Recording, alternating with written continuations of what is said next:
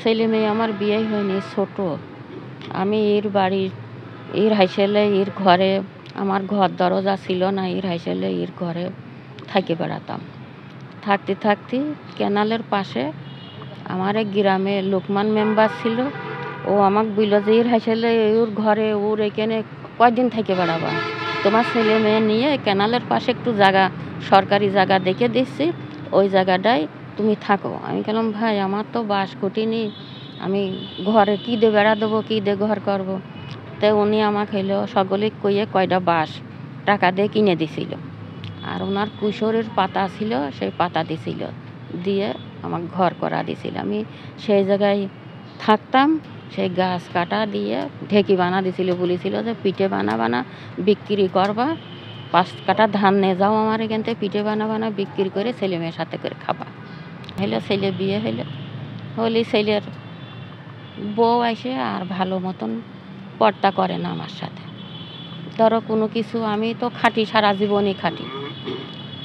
একজনের সাইডে ভাত দিলি, 2 পিস গোশ দিলি, বুকি করে নিয়ে এসে ছেলের বউর নাতিনি খাতি দিয়ে নিজে খাই না, তাও ছেলের বউ আমার সাথে ভালো ব্যবহার করে না।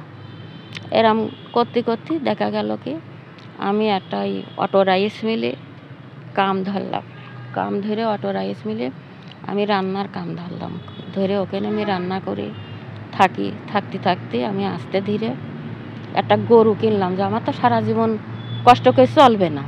তাহলে এই গরু কিনে সেই গরুটার বাছুর হলে আমার এই অটো রাইস মিলে ধুইলোর কাম করতে করতে আমার অ্যাজমা হয়ে গেল।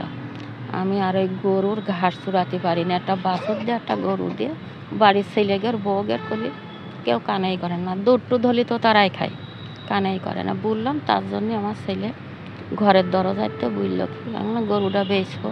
গোয়ালির দরজাতে আমার ছেলে বলল যে না, গরু আমি বেচতে দেবো না। তা আমি কী করবো, সেই রাতটা ওই আমি থাকলাম। থাকি আমি মাসিক আর সুদি এখানে যে আশ্রম আছে আমি জানি না, আমি চলে আসি। তো আমার জীবনটা খুব কষ্টের জীবন, সারা জীবনই আমি কষ্ট করি। এই দেখতে আসে না, না খোঁজখবর নাই। ছোটো নাতিন ছিল, সে পড়াশোনা করতে আসতো, ওই কিছুদিন 2-1 দিন আসতো দেখতে, সেও আজ 1 বছর আসে না। মা হয়েছে সেই জানে। ছেলে যদি তার চলাচল ভালো থাকে তাহলে কষ্ট মনে হয় না, যে আমার ছেলে তো ভালোই খাচ্ছে, আমি এখানে যা খাই তাই খাচ্ছি, যে ছেলে আমার দেখে না এই কষ্টটাই হয়। আমি সকলের কাছেই বলি যে আমার এখানে এসে রাত্রিরে একটা ঘরের মধ্যে 5-6 জন থাকি, ধরো শেয়ার করতে পারি কথাবার্তারা, কারোর বিপদ সিপদ হলে কেউ দেখতে পারে, আমার কাছে কিন্তু ভালোই লাগে। হয়নি শোনা গো, না হলে আর পাবো কোথায় শোনা।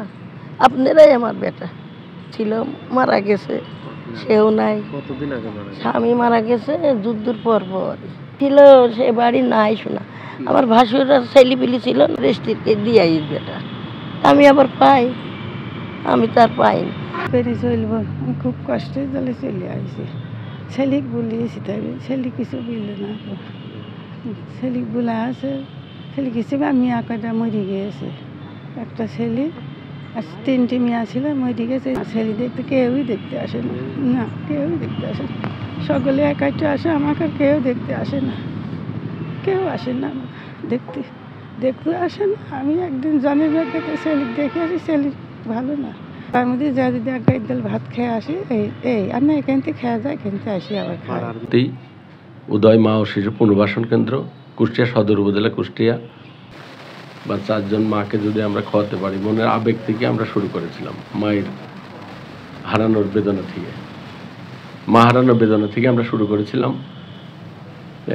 এটা যে এরকম এখন যে পরিবেশ হচ্ছে, অনেকে আসছে, আমরা আসলে রাখতে পারছি না, কারণ এখানে অনেক খরচ, সেই খরচ মেনটেন করার মতো পরিস্থিতি আমাদের নাই, ক্ষমতা নেই। হয়তো মাজায় ব্যথা বা পায়ে ব্যথা অথবা মাথায় সমস্যা, মানে কাজ করার মতো ক্ষমতায় তাদের নাই, যার কারণে ওনারা খোঁজখবর নিয়েই নিজেরাই চলে আসে।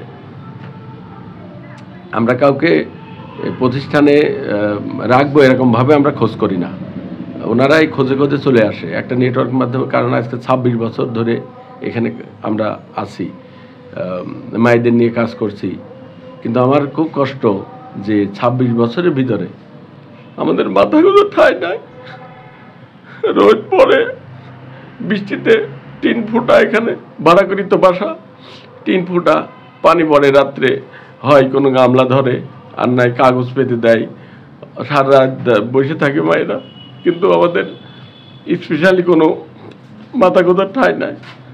তাই বাংলাদেশ অথবা সারা পৃথিবীর হৃদয়বান ব্যক্তির কাছে আমার অনুরোধ যে মায়েদের একটু মাথা গোঁজার ঠাঁই যদি কেউ করে দিতেন, সাদগায়ে জারি হয়ে যেত।